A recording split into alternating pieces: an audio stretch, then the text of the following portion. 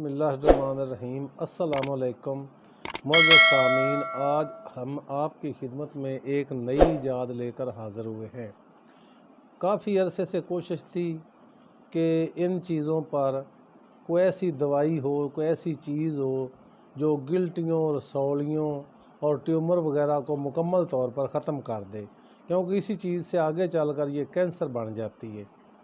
तो इंशाअल्लाह ताला हमने बड़ी मेहनत और जद्दोजहद के बाद जड़ी बूटियों के मुरक्कब से एक ऐसी दवाई तैयार की है जो कि ट्यूमर को, रसौलियों को और गिल्टियों को गला कर तहलील कर देती है।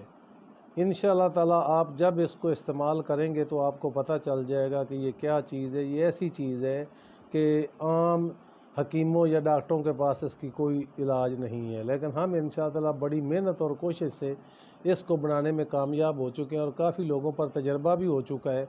और इंशाअल्लाह ताला ये ऐसी प्रोडक्ट है कि आप जब इस्तेमाल करेंगे तो आपको इसके फ़ायदे का पता चलेगा।